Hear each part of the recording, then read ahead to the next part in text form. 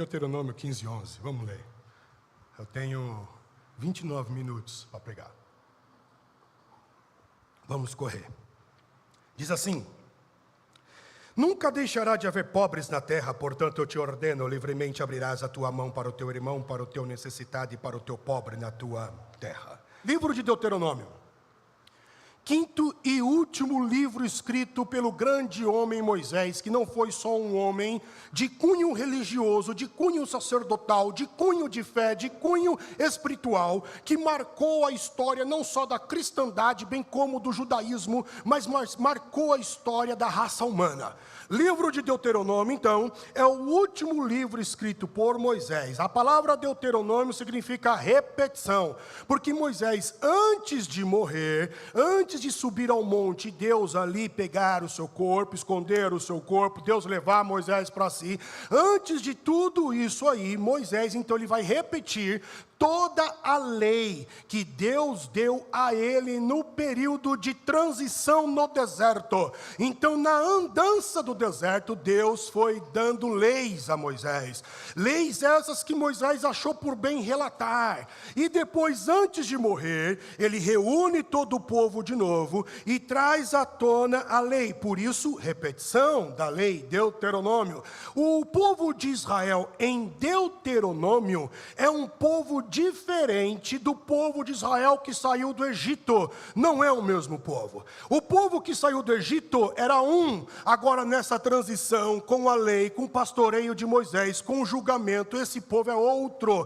Israel, no contexto do Deuteronômio, poderíamos dizer que é um Israel melhor, um Israel aperfeiçoado quando comparado ao Israel que saiu do Egito. O propósito de Deus para Israel não é a igreja.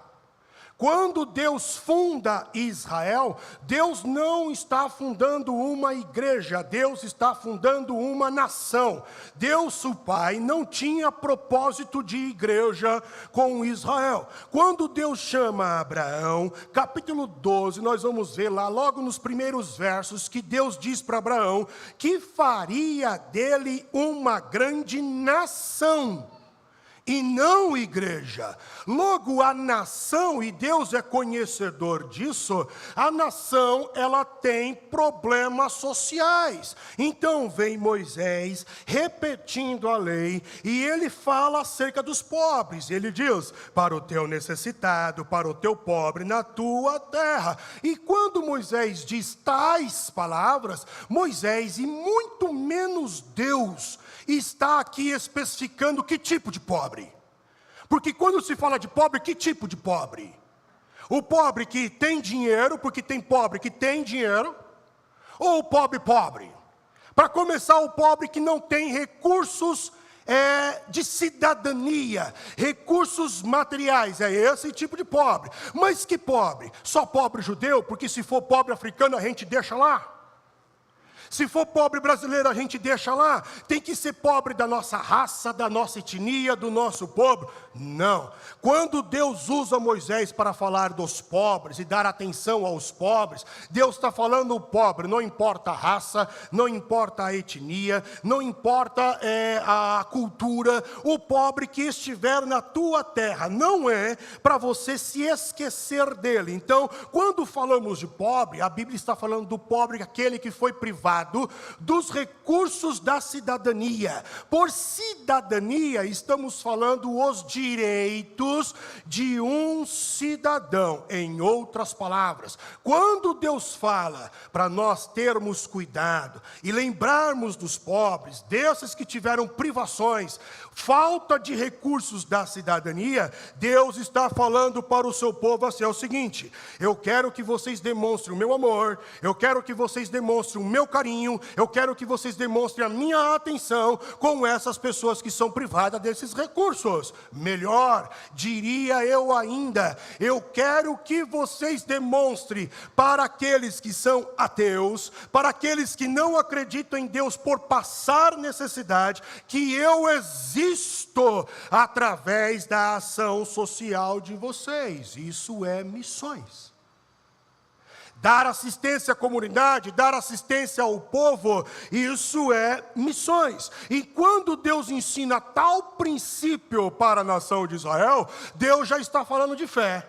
Porque quando olhamos para a fé, achamos que a fé de forma teológica, ela seria do âmbito do Novo Testamento, do âmbito da igreja. Na verdade, estamos errados nesse conceito. É claro que quando olhamos ao pé da letra, versículos que falam da fé no Velho Testamento, nós vamos encontrar, se não me foge a memória, apenas 2. Inclusive, está escrito em Abacuque, quando ele diz que o justo viverá pela fé. Isso não é palavra de Paulo. Paulinho citou o Velho Testamento. O justo viverá pela fé. Entretanto, a fé, ela é algo que está de modo intuitivo no Velho Testamento. E o que Deus está ensinando para Israel é fé. Porque a fé, ela é prática. A fé é o que nós chamamos de praxis. É algo prático, é o que Tiago vai ensinar depois, lá na frente, no capítulo de número 2 e verso de número 17. Tiago assim diz acerca da fé: assim também a fé, se não tiver obras, é morta em si mesmo. Mas dirá alguém: tu tens fé, eu tenho obras. Mostra-me a tua fé sem as tuas obras, e eu te mostrarei que tenho fé pelas minhas obras. A fé é prática, é praxis, ela é demonstrada, ela sai do ambiente da superficialidade verbal. Falar é uma coisa. Você pode vir aqui e contar para mim, fala que você abre mar, que você levanta paralítico, mas quando tiver um paralítico aqui, e se eu chamar um paralítico de propósito, eu quero ver se tu tem fé. Você pode chegar em mim e falar que você expulsa o demônio, mas na hora que um endemoniado cai aqui dentro da igreja, tu é o primeiro a sair correndo. A fé, ela é prática, ela é praxis, ela é demonstrada, e uma das maneiras de demonstrarmos que temos fé é através do serviço da assistência social. Logo, o serviço da assistência social não é um mero departamento dentro da igreja. Eu diria que é o principal departamento da igreja. E diria que a igreja nasceu para fazer serviços sociais. A ação social, ela é uma expressão de culto em fé. E o que era assistência? Assistência é você dar assistência. Assistência em que área? No que ela precisar. Assistência é você suprir uma necessidade. Assistência, eu estou falando de âmbito social. Assistência é você ir ao socorro, ir ao auxílio de alguém que está precisando e tem uma carência. Quando falamos de social, estamos falando dos ambientes, daquilo que envolve a cidadania. Então você vai dar auxílio, você vai dar socorro para aqueles que precisam e têm carência no ambiente social. Em outras palavras, ou nas palavras de um grande teólogo, presta atenção, a igreja é o estado paralelo. Presta atenção nisso, irmão. O que é a igreja? Um ambiente de louvor? Não. O que é a igreja? Um ambiente de oração? Não. Faz parte, mas não é. O que é a igreja? A igreja é o estado paralelo. Por estado paralelo, perceba, entendemos que a igreja age nas obrigatoriedades do Estado, ou seja, nos âmbitos sociais do Estado, a igreja também age. Aqui, eu então digo aos irmãos e abro um parênteses, não há motivo plausível para se destruir uma igreja. Não há motivo plausível para se perseguir um cristão, porque cristão não é inimigo do Estado, cristão não é inimigo da Constituição, cristão não é inimigo da sociedade, pelo contrário, cristão é amigo, cristão é parceiro. fazendo e exercendo funções que o próprio Estado exerce ou não está exercendo, e a igreja consegue alcançar. Então, eu fiquei pensando comigo, quais são as áreas básicas de uma sociedade que a igreja, ela pode participar? Quais? Vamos pensar sobre a saúde. A saúde é um elemento básico, que em um país como o Brasil, Estado democrático, de direito, então o Estado tem a obrigatoriedade de dar o direito a uma saúde. Ele é democrático e é de direito. Logo, o cidadão tem a liberdade de ter aquele instrumento. Porém, se levarmos a questão da saúde pública para a igreja, como é que a igreja pode ajudar? Será que no nosso meio existem enfermeiros, médicos, oftalmos, nutrólogos, nutricionistas? E será que esse profissional dessa área da saúde poderia, 1 hora, em um dia, em uma semana, em um determinado mês, ficar de plantão para poder atender a comunidade? Ou tu acha como crente que o teu profissional, ele é apenas de uso secular? Que eu particularmente não consigo secularizar alguma coisa? Tudo que você tem é de Deus. Tudo que você tem vem dele, para ele, por meio dele, para a glória dele. Logo, o teu serviço pode contribuir à sociedade. Vamos falar de transporte. Transporte é uma área social? Sim. E como é que a igreja poderia auxiliar no transporte? Eu acho que a igreja poderia ofertar e dizimar ao ponto da igreja poder comprar um carro. Porque em nosso meio existem senhoras. Um micro-ônibus, uma van, por que não? Uma Kombi. E nós temos um irmão que vai buscar esses irmãos que não têm carro, que moram em outras regiões, e vai trazer. E se for preciso também levar essa senhora, esse irmão ao hospital e trazer, por que não? Isso me traz à memória um pastor amigo meu, professor meu, na faculdade teológica. Uma vez conversando com ele, ele falou para mim: Rodrigo, você sabe que eu abri um polo teológico lá no Japão, né? Eu falei: sei, pastor, que da hora, né? O evangelho chegando lá no Japão, um país budista, ateísta, shintoísta, que legal que chegou lá. Aí ele falou assim: mas quando eu cheguei, a igreja determinou um homem para cuidar de mim no traslado para onde eu fosse. E para onde eu iria, esse homem me levava e me buscava. Inclusive nos trabalhos da igreja, e não só nos trabalhos da igreja, mas também em qualquer trabalho. Eles me buscavam e me levavam. E aí um dia nesse traslado, esse irmão perguntou para mim: pastor, sabe qual que é o meu ministério, o meu chamado? O pastor virou para ele e falei: não sei não. O meu ministério, o meu chamado, ele acrescentou isso na Bíblia, é buscar e levar irmãos. Esse é o meu ministério, eu fui chamado para isso, pastor. A igreja comprou. No nosso primeiro ano, quando completamos o ano e alguns meses, um irmão que hoje não está conosco porque mora no interior de São Paulo, ele chegou em mim: é o seguinte, eu ouvi você falar sobre isso daí, e eu gostei muito dessa ideia. Eu achei essa Kombi, tirou uma foto para mim. Eu vou comprar, vou dar para a igreja, e a gente vai reformar, e vamos colocar alguém para dirigir. Era o nosso primeiro ano de igreja. Porque no primeiro ano isso aqui estava lotado, por isso que eu abri 2 cultos. Estou quase fechando um culto, deixando um só. Porque quando é novo é legal. Depois cai na rotina. Aí fica assim, cadeira vazia. Aí ele chegou e disse: vamos colocar. Aí eu falei: irmão, primeiro, não tem onde colocar essa Kombi. A gente não tinha um espaço kids que dá para guardar um carro hoje. E segundo, eu não tenho mão de obra. Mas perdemos a oportunidade. Isso para mim é igreja. É para isso que o dinheiro tem que ser usado. Para a manutenção daqui e servir ao povo. Outra área, alimentação. Servindo sim com cesta básica.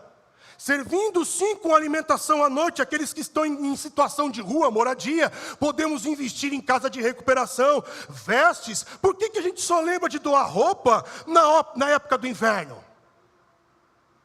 E nas outras estações do ano, ninguém usa roupa? E quando falamos de alimentação, a gente vai preparar uma cesta básica, mas para aí, o cara come o feijão, mas e o desodorante do sovaco? E para escovar os dentes? A cesta básica não pode vir só no alimento. Tem que ter um sabonete, tem que ter um desodorante. E se você quiser andar a segunda milha, doe um perfume. O Chuanchu, o Ferrari.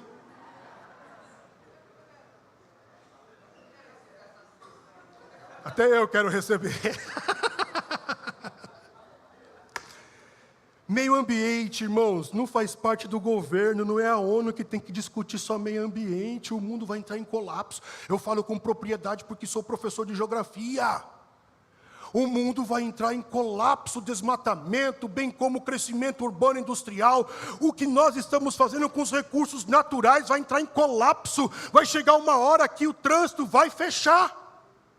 Você não consegue mais andar, vai entrar em colapso todo o clima, como todo o sistema urbano industrial. Meio ambiente é responsabilidade nossa como cristãos também. Reciclagem, a administração da comida. Se você sabe que teu filho não come tudo, por que tu enche o prato? Para ele deixar a comida lá e jogar fora. Coloca um pouquinho, ele come. Quer mais um pouquinho, coloca de novo. Quer mais um pouquinho, coloca de novo. Mas não enche o prato para depois jogar fora. É responsabilidade nossa. Quando Deus chama Adão, que é o representante da raça humana, nós vamos ver que ele era mordomo desse planeta Terra. Educação é outra área que nós também temos que trabalhar. Nós temos professores aqui de matemática, de biologia, de química.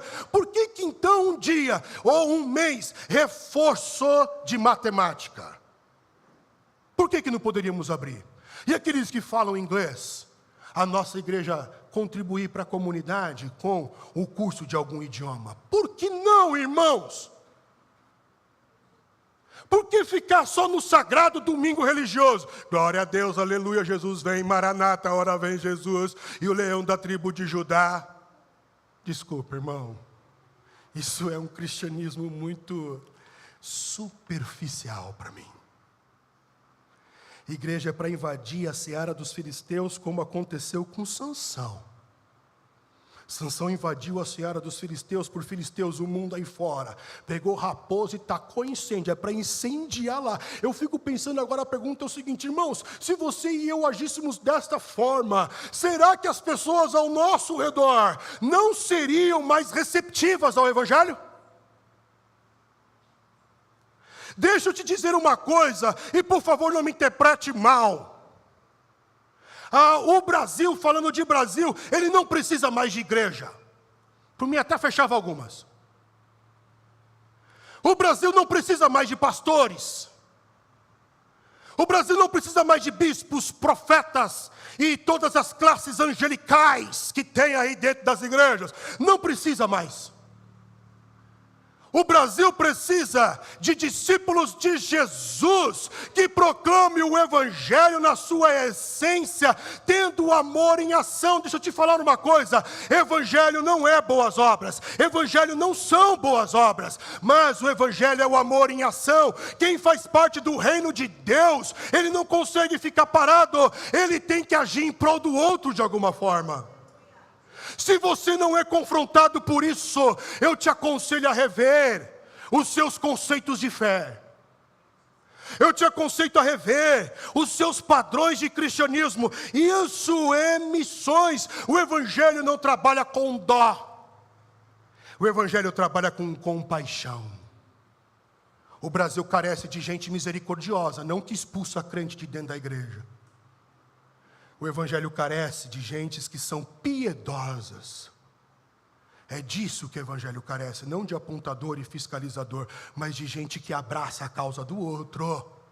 E eu estou falando de questões sociais. Olha o nosso Cristo, irmão. Jesus, ele trabalhou nas áreas sociais. Jesus, por exemplo, ele pregou a não violência. Isso seria a segurança pública. Porque quando você entra com o Evangelho, um homem, ele é transformado, e ele transformando outros homens, a sociedade é beneficiada, é segurança pública. Jesus pregou a não violência. Jesus diz em Mateus 5,39: eu, porém, vos digo, não resistais ao homem mau. Se alguém te bater na face direita, oferece também a outra. Jesus está falando, irmão, quando vier o mal sobre você, corta o ciclo. Em vez de você oferecer o mal, você oferece o bem. Pois todas as vezes que eu respondo ao mal com o lado contrário dele, eu estou encerrando o ciclo, finalizando o ciclo de violência. Então o Evangelho é o poder de Deus que transforma. Homens e seres humanos transformados vão transformar a sociedade. É uma consequência da ação. Eu não tenho que pensar no macro, eu tenho que pensar no individual.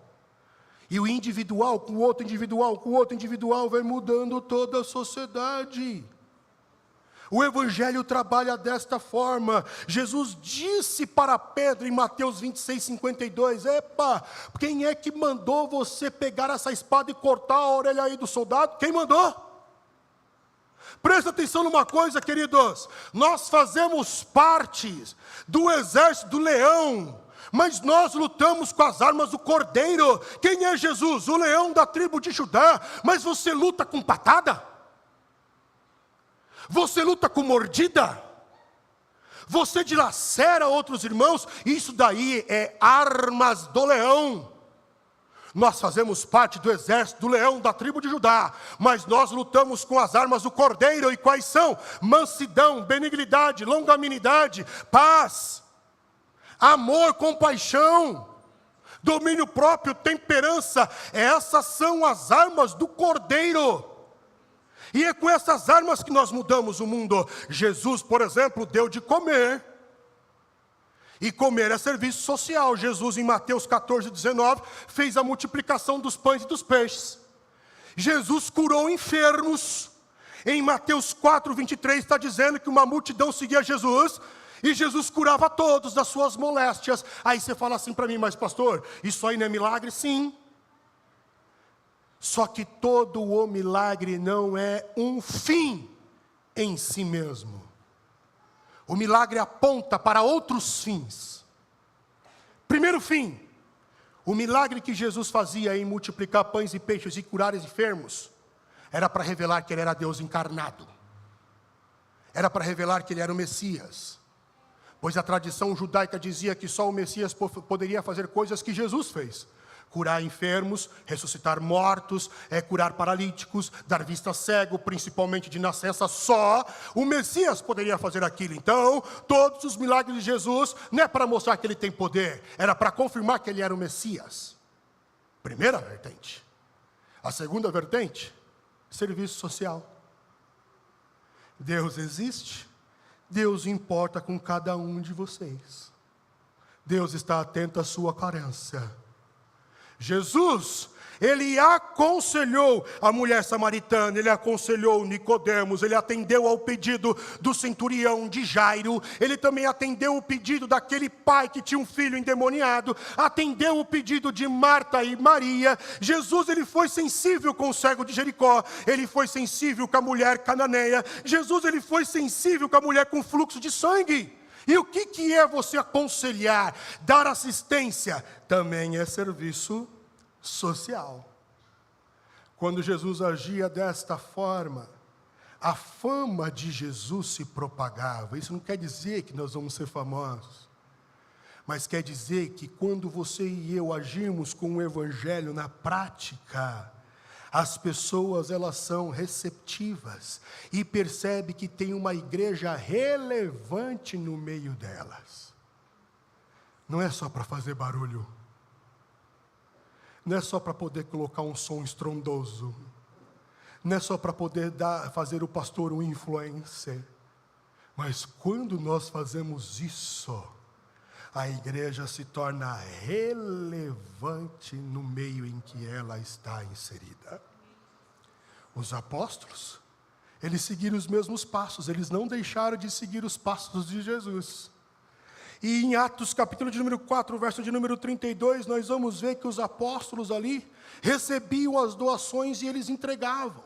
Segundo Eusébio de Cesareia, eles distribuíam para aqueles que tinham necessidade, inclusive pagavam a fiança de cristãos que eram presos de modo injusto, ou até mesmo aqueles que estavam devendo Roma, e os apóstolos pegavam todo aquele dinheiro e pagavam a fiança para libertar aquele judeu que estava preso por causa de Roma, que ele não pagou ali o tributo. E aí, então, os apóstolos que continuaram a fazer todo o trabalho de Jesus, eles uniram uma palavra com ousadia, uma palavra com veemência, uma palavra com unção e verdade, mais a ação social. Aí o Atos dos Apóstolos começa a nos mostrar, o livro começa a nos mostrar, Lucas começa a nos mostrar que a igreja começou a ter milhares de convertidos. Aceitar o evangelho. E cresceu-se tanto que em Atos capítulo de número 6, os apóstolos falam para a gente, já não dá mais. A gente tem que continuar agora aqui pregando a palavra. Então vamos separar alguns diáconos para servir à mesa, fazer serviço social. Deus tem um cuidado pelo pobre. Jó 36:6. Ele não preserva a vida do ímpio e faz justiça aos aflitos. Salmo 35:10.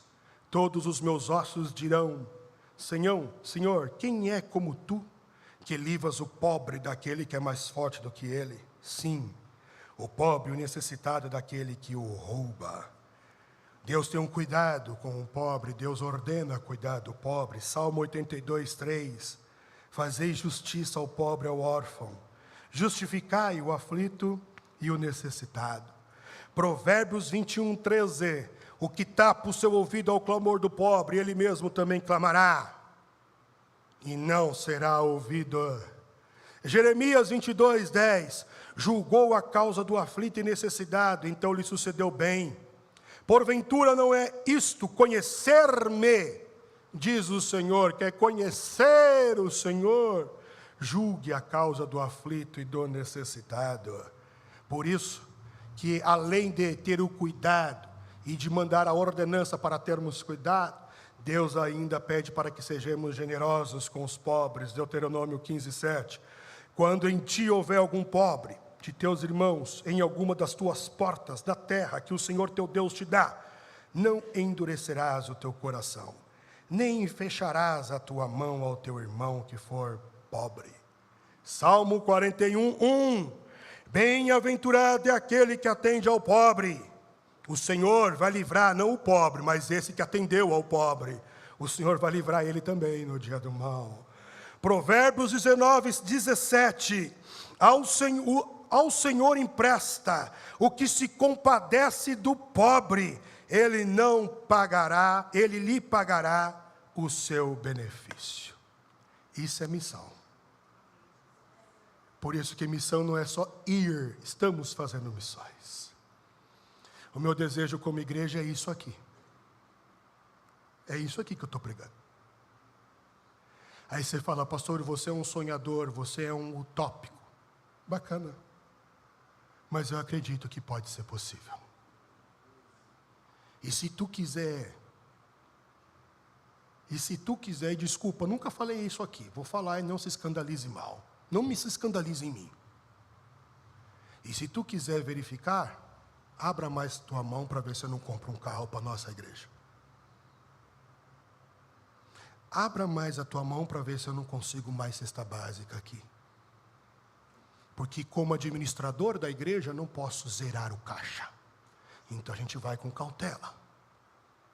Mas abra as tuas mãos, entregue mais os teus recursos para ver se a gente não consegue agir mais na sociedade. Tenha mais comprometimento em servir, em doar, para ver se a gente não abre as portas aqui durante o dia para essa comunidade. É isso que eu acredito que é a igreja. O resto é apenas tradição. É apenas letra. Igreja é ativa. Por que devemos fazer ao pobre? Porque Jesus disse que ele estava nu. Jesus disse que estava preso. Jesus disse que estava com fome. E Jesus disse que estava enfermo. E aí os discípulos que não entenderam nada perguntou: quando foi que te vimos nu, preso, enfermo? Quando foi que nós te vimos dessa forma com fome? E Jesus disse: quando vocês estão fazendo a qualquer um desses pequeninos meus irmãos, vocês estão fazendo para mim. Isso é missões. Eu gostaria que Lagoinha, São Miguel Paulista, fosse essa igreja relevante. Porque se um dia Deus nos tirar daqui, eu quero que Vila Rosária sinta falta. Não do nosso louvor às 9 da manhã, que acorda os irmãos aí, não é isso. Que sinta falta do que estamos propondo para a sociedade. Nós não somos inimigos, nós somos amigos. Eu oro para que haja um despertamento em nós. Porque eu posso orar inclusive por Israel, que está sendo atacado novamente. Mas que Deus tenha piedade de nós e que Deus nos cure. E que Deus coloque em nós a compaixão, o amor, a vontade de ajudar e de se doar. Que Deus vos abençoe.